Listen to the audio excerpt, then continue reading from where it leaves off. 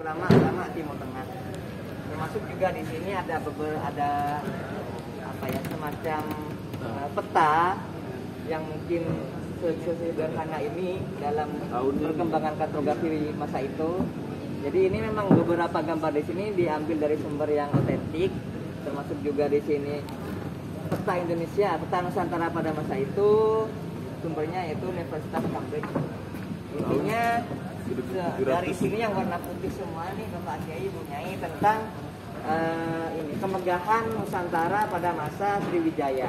Intinya ini tentang rempah-rempah lah, atau lebih dari itu juga menceritakan tentang Nusantara. Seperti halnya di sini bercerita bahwasanya di Nusantara itu dikuasai oleh raja. Rajanya itu dikenal dengan sebutan Maharaja. Dalam bahasa Arabnya ditulis Ma Mim Ha Raja gitu.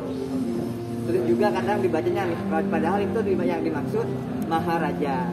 Cerita bahwasanya Maharajanya itu orang yang baik, yang disegani segala macam. Jadi dari saking terkenalnya ulama-ulama ataupun juga tokoh-tokoh pada masa itu semuanya tercantum dalam karya-karya ulama Timur Tengah. Jadi memang sudah terkenal sejak saat itu ulama-ulama kita. Bukan hanya ulama-ulamanya, cuma lebih dari itu negeri kita juga sangat terkenal pada masa itu. Sampai ke sini. Jadi ini tentang kitabnya, tentang apa? Misalkan tentang gini. Indologi. Deskripsi ini kitabnya di sini dijelaskan kutipannya. Jadi adapun negeri-negeri Hindia di bagian selatan, maka di sana terdapat pohon yang tinggi, menceritakan tentang pohon kelapa. Gitu. Karena di Timur Tengah kan tidak ada. Ya, pada masa itu.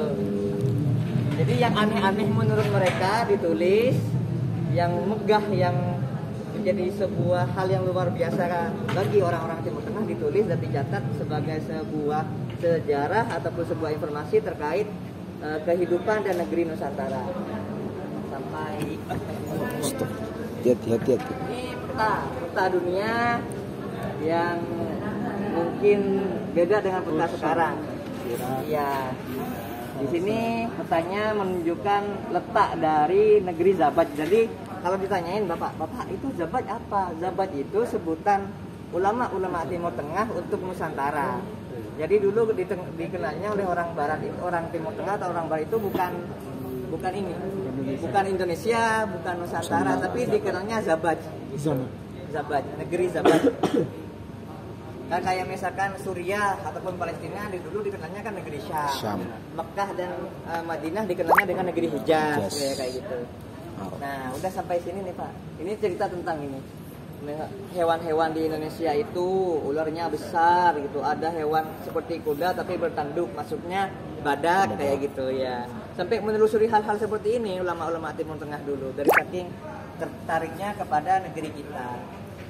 Nah, kalau ini konten tentang jejaring ulama Jawi. Ulama Jawi itu bukan lantas cuma ulama Jawa saja. Dulu itu orang-orang ataupun ulama-ulama terdahulu di seluruh dunia menyebutkan Indonesia itu sebagai Jawi. Karena dulu memang yang banyak pergi ke Timur Tengah itu ya dari Jawa.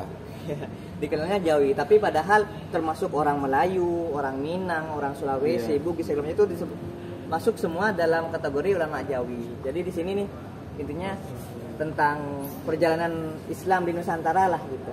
Ini masuknya Islam tanggal abad ke-7 Hijriah, abad ke-7 Masehi maksudnya. Kemudian cerita tentang bagaimana Kesultanan Samudra Pasai ditulis oleh Marco Polo. Marco Polo kan dikenal sebagai penjelajah dunia.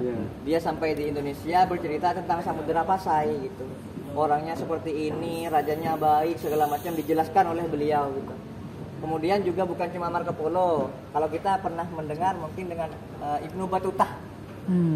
Ibnu Battuta penjelajah Muslim gitu. Juga menceritakan tentang Nusantara juga gitu. Nah, kemudian masuklah aku menghadapi Sultan pada masa itu ini apa? Al-Qadi Al-Amir As-Sayyid. Jadi bercerita tentang ininya semua tentang apa? Perjalanan tokoh dunia ke negeri Nusantara. Kemudian pergilah sampai di sini tentang ulama Jawi di Timur Tengah. dulu